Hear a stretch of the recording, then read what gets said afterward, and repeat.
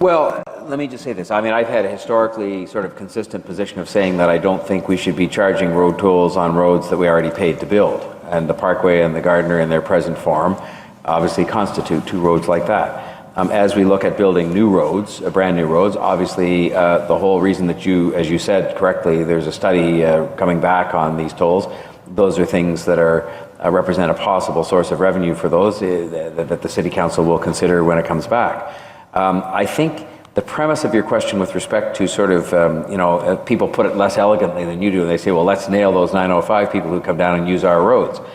The fact of the matter is, if you look now at the traffic patterns in Toronto, and these are measured, of course, there are almost as many cars going out to the 905 in the morning using the very same highways of 416 people going out to work in the 905 as are coming in. So if we decided we were going to sort of place a toll facility coming in to sort of quote unquote nail those 905ers, I expect their response at some point in time would be to say, fine, we'll simply do it the other way. And I'm not sure we'll be any further ahead in terms of sort of where the residents of Toronto end up. When you have roads, just as when you have transit systems and when you have sewers and when you have streets, there's a cost to maintaining them. And, we have to decide, do we want to have it become sort of a much more exclusively user pay kind of environment? There are drivers who would suggest that it's already a user pay and that they pay, and they've been told over the years, the reason you pay a license fee for your sticker on your plate, a driver's license fee for your own personal driver's license, a gasoline tax, what have I forgotten? But there's all these different taxes and charges you pay, as those are meant to charge you for the fact that we are building and maintaining these roads. And so if they're now told, well, there's just one more we have to add to that, which is a toll for the Gardiner and the DVP, I think there'd be people that have some problem with that and say, we're already paying 3 times, or we're paying once through these 3 different methods. How many more times do you expect us to pay? So it's a tough issue.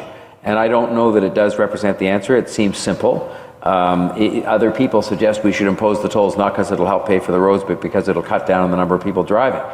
My response to that has always been that you have to be worried at the same time about the fact that you will divert people off those roads onto residential streets. You should think very carefully, if you live here, about what the traffic impact might be, even of something as far away as the Don Valley Parkway, on streets that run right through this neighborhood, of people who are saying, well, I'm not going to pay that toll, I'm from 905, doesn't matter where they're from.